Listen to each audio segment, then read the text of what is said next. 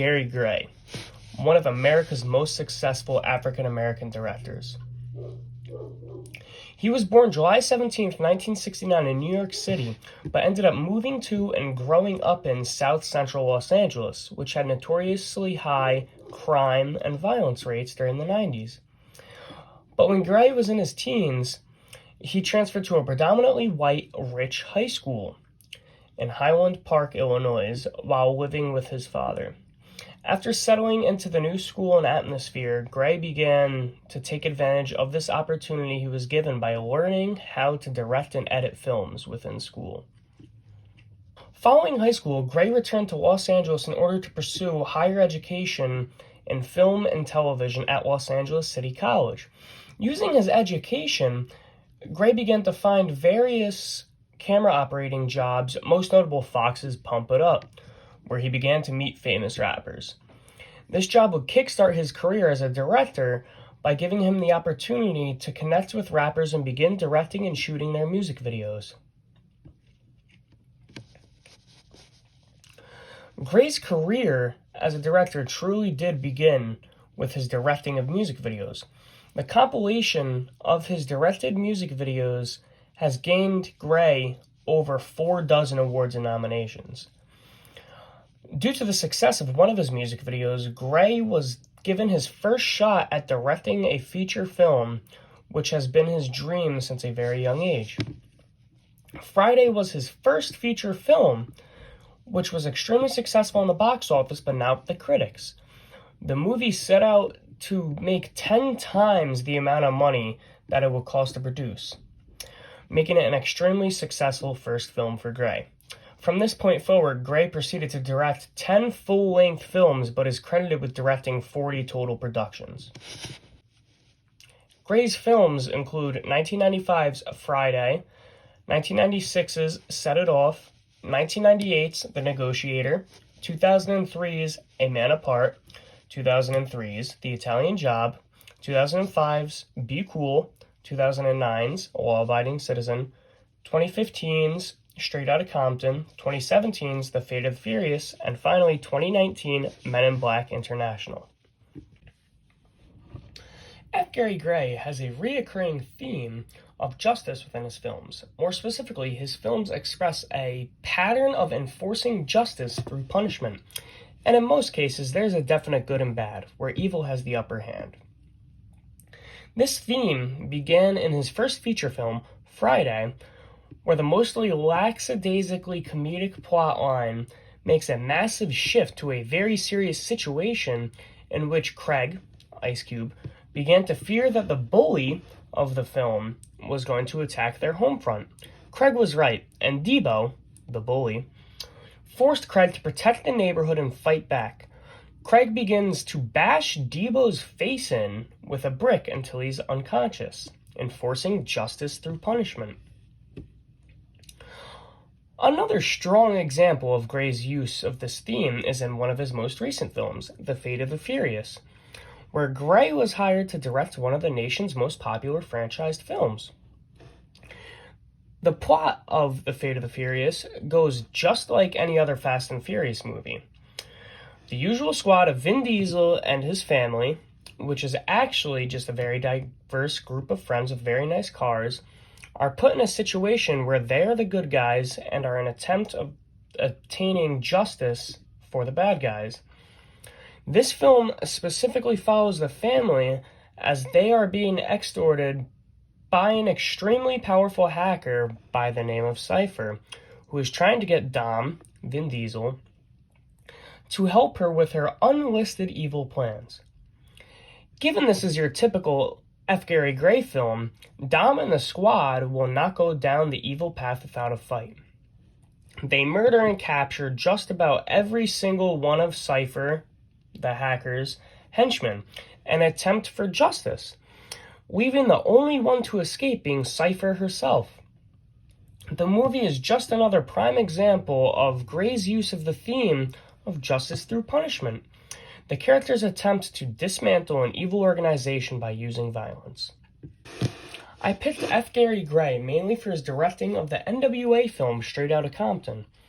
Since I was a very young age, I've been deeply invested in the rap music culture, and watching films that follow the story of various artists had been one of my favorite things. So naturally, I decided to watch this movie, and I was not disappointed. This movie is absolutely phenomenal. It follows the hard-knock lives of the 5 NWA artists, highlighting their struggles to succeed in the rap game. One of the things within this film that intrigued me most was the focus on police brutality and racial profiling.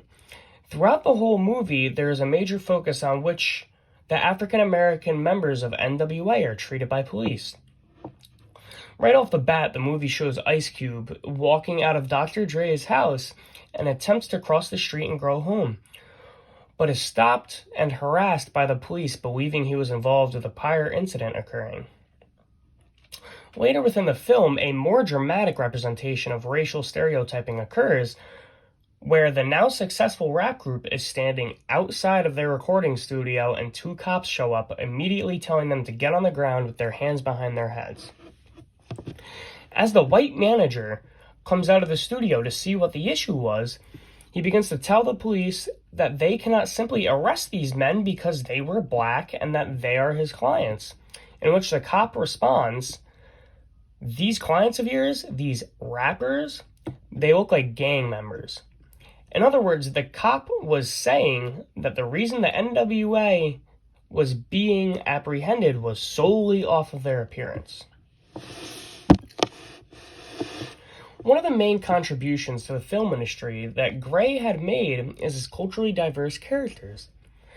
In the majority of Gray's films, he uses people of all backgrounds to portray characters within his films. And I'm not talking about underdeveloped characters that don't play big parts.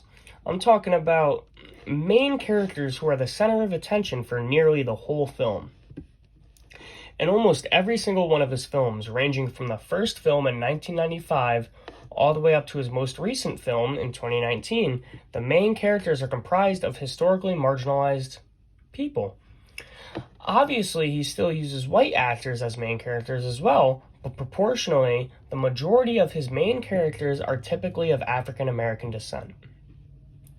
Another massive contribution he has made to the film industry is his popularization of the African American point of view. Gray constantly emphasizes what it's like to be African American in his movies, and it's extremely powerful. Like said previously in my statements about Straight Outta Compton, Gray brings light on what it's like living as a black man in America. But I believe that his work in focusing on racial profiling and police brutality in Straight Outta Compton brought focus to this issue in America. Although the movie was mostly based in the late 80s and early 90s, it still showed the audience what it's like to be an African American living in America. The scenes in this movie reinforce the idea that the police system must change, pointing out events that were totally looked over, such as the fact that the federal government attempted to censor the rap group simply because of their vulgar, gang-like language, when in reality they were just writing about the life that they lived being black in the ghettos of America. Given that Gray has many movies, he also has many criticisms. To begin, his first movie, Friday, was a combination of a hit and a miss with the critics. If the movie was enjoyed the way it was meant to be, through listening to the stupid, dirty jokes and just simply laughing, the critics didn't have much to say. But obviously, a critic's job is to dig deeper and fully analyze the film. When reading criticisms on this film, many understood that the movie was not meant to be much more than a simple day in the life of these 2 funny, simple-minded stoner African-American friends who make many childish jokes and do dumb things throughout their day. But again, there were those who picked it apart. For example, critic Joey O'Brien had this to say: F. Gary Gray's direction is painfully flat and curiously, especially for a popular music video director like Gray, lacking any interesting visual style. Although this movie was overall very successful, and for good reason, not all of Gray's films received love. In 2019, Gray directed the fourth installment within the Men in Black franchise, Men in Black International.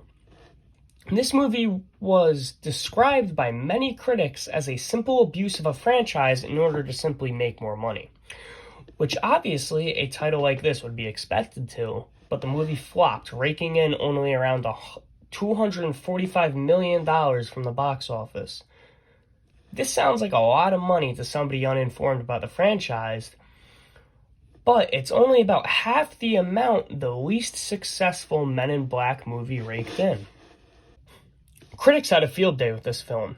One critic by the name of Nick Pinkerton said, "It's garbage. The aesthetically undistinguished result of pure avarice and laziness, with nothing in it to command the attention of an adult with a functioning visual cortex." F. Gary Gray is an African-American male, and this totally influences his films.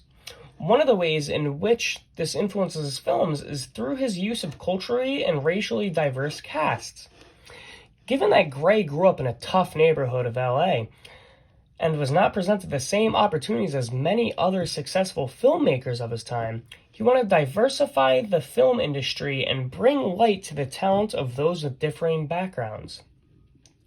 This was not the only motivation for diversity within his films. He also wanted characters and stories to be expressed from the African American perspective. Constantly within his work, we see the movie to be in the point of view of an African American living in America. This sort of style is easy for Gray to write about and create because he uses his own experiences growing up to create the film. Given that Gray is an African American himself, it made it easier for him to accurately develop his characters. Gray grew up around many of the situations portrayed within his films, giving him the ability to accurately and easily portray these situations and characters. This really did give him a great advantage, especially in Straight Outta Compton, because he grew up in the same area as the NWA artists and witnessed many of the things depicted within the film. Gray even goes to say, "I grew up in Los Angeles in that era, so a lot of the things they rapped about, I witnessed and experienced firsthand." This acted as an advantage for Gray because he could use his firsthand experiences when directing and finalizing the film. All in all, F. Gary Gray was and is an extremely successful director who came up from his directing of rap music videos, which involved him even deeper into the African American culture. His depth in this culture motivated him to direct films in such a way that utilizes culturally diverse casts, the African American perspective, and accurate storytelling. Gray was presented with few opportunities in his life, but utilized them to their fullest extent in order to get him to be as successful as he is today. Thank you.